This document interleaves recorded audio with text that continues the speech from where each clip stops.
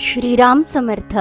श्रीमद दासबोध दशक 16वा, सप्त तीनवयाचा, समास 9वा, नाना उपासना निरूपण. श्रीराम.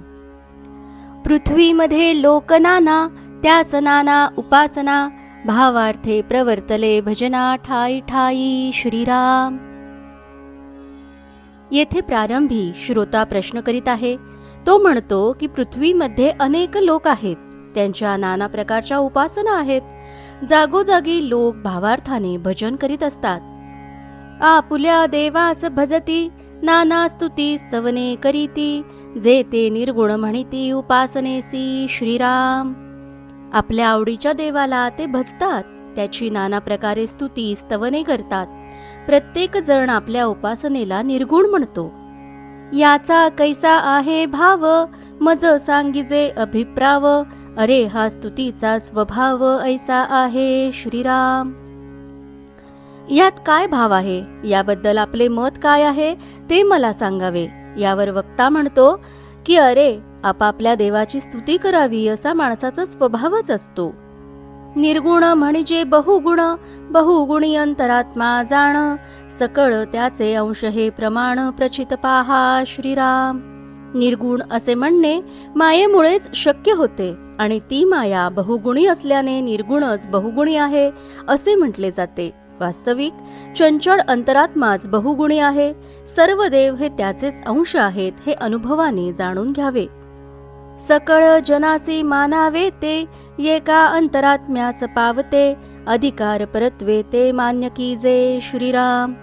सर्व लोकांना जे मान्य होते ते अंतरात्म्याला पावते. आपल्या अधिकारानुरूप सर्वांचा अंतरात्मा एकच आहे की नाही हे पटेल. श्रोता म्हणे हा अनुमान, मुळी घालावे जीवन, ते पावे पानोपान हे सध्या प्रचिती. श्रीराम. यावर श्रोता म्हणतो की ही कल्पना आहे. झाडाच्या मुळांना पाणी घालावे लागते, तेव्हा ते पानोपानी पोहोचते, ही रोकडी प्रचिती आहे. वक्ता म्हणे तुळसीवरी, उदक घालावे पात्र भरी, परी न थिरे निमिष भरी, भूमी सभेदे. श्रीराम.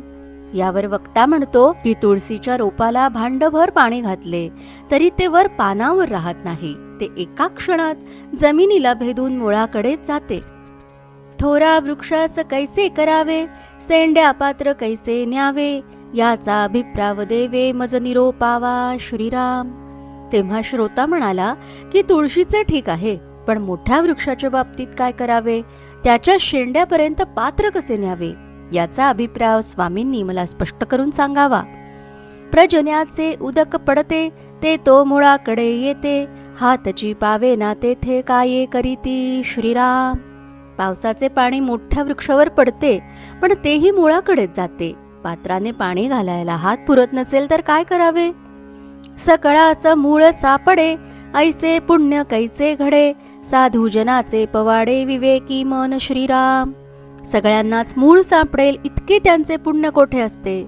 साधू संतांचे विवेकी मन मात्र मुळापर्यंत म्हणजे अंतरात्म्यापर्यंत जाऊन पोहोचते.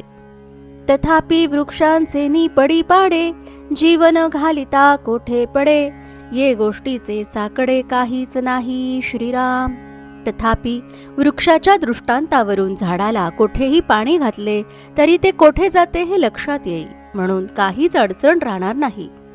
मागील आशंकेचे निरशन, होता झाले समाधान, आता गुणास निर्गुण कैसे म्हणती. श्रीराम. मागे जी शंका विचारली होती तिचे निरसन झाल्याने श्रोत्यास समाधान झाले. आता गुणाला निर्गुण कसे म्हणतात ही शंका राहिली. चंचळपणे विकारले, सगुण ऐसे बोलिले, येर ते निर्गुण उरले गुणातीत. श्रीराम. जे चंचळपणे विकार पावते त्याला सगुण म्हणतात. याखेरीज जे गुणातीत उरते ते निर्गुण होय. वक्ता म्हणे हा विचार, शोधून पहावे सारासार, अंतरी राहता निर्धार नाव नाही. श्रीराम. वक्ता म्हणतो हा विचार करण्यासाठी सारासार विवेकाने सार काय हे शोधून काढावे व त्यासंबंधी स्वानुभवाने निर्धार निश्चय झाला की निर्गुण हे नावही उरत नाही. विवेकेची तो मुख्य राजा, आणि सेवकाचे नाव राजा, याचा विचार समजावे वाद खोटा. श्रीराम. एक खराच राजा असतो आणि एका सेवकाचे नाव राजा असते. विवेकानेच खरा कोण हे जाणून घ्यावे. तेथे वादविवाद करणे योग्य नाही. कल्पांत प्रळयी जे उरले ते निर्गुण ऐसे बोलिले, येर ते अवघेची जाले मायेमध्ये श्रीराम.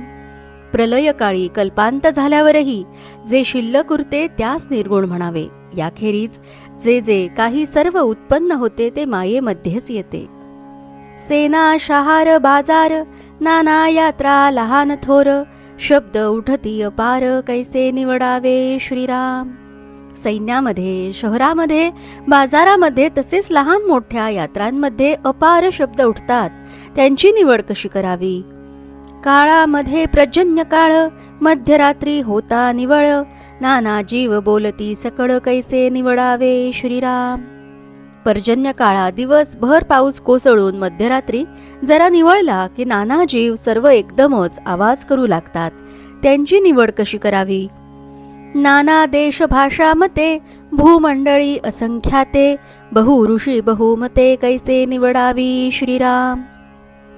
पृथ्वी तलावर नाना देश आहेत, त्यात अनेक प्रकारच्या भाषा आहेत, त्यात असंख्य मते आहेत. शिवाय अनेक ऋषी असून त्यांचीही वेगवेगळी अनेक मते आहेत.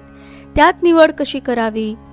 वृष्टी होताच अंकुर, सृष्टीवरी निगती अपार, नाना तरु लहान थोर कैसे निवडावे श्रीराम. पाऊस पडला की पृथ्वीवर नाना बीजे अंकुरतात.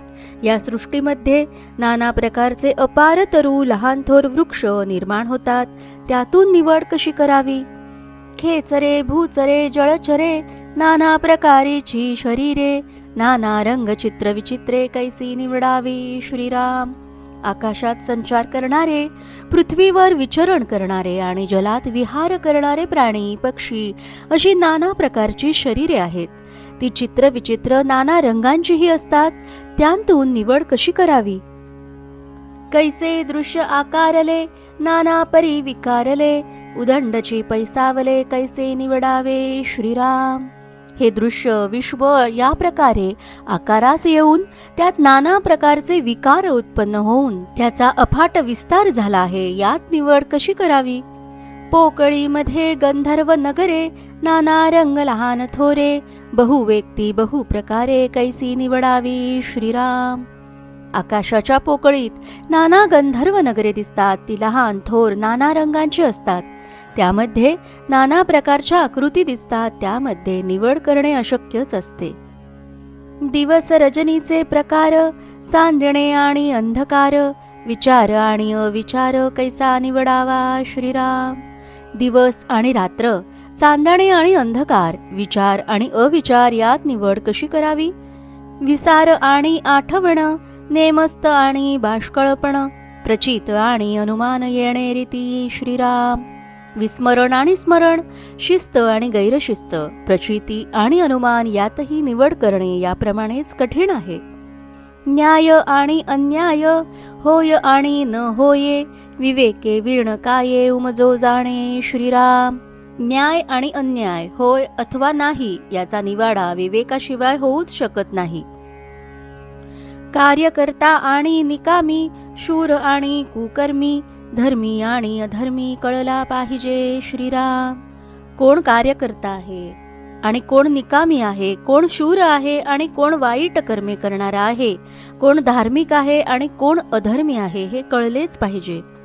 धनाढ्य आणि दिवाळखोर, साव आणि तस्कर, खरे खोटे हा विचार कळला पाहिजे श्रीराम.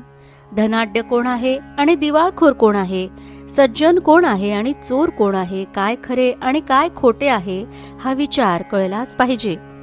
वरिष्ठ आणि कनिष्ठ, भ्रष्ट आणि अंतरनिष्ठ, सारासार विचार स्पष्ट कळला पाहिजे श्रीराम. वरिष्ठ कोण आहे आणि कनिष्ठ कोण आहे, भ्रष्ट कोण आहे आणि अंतरनिष्ठ कोण आहे हे सारासार विवेकाने स्पष्टपणे जाणून घेतले पाहिजे. इति श्री दासबोधे गुरुशिष्य संवादे नाना उपासना निरूपण नाम समास 9 समाप्त. जय जय रघुवीर समर्थ.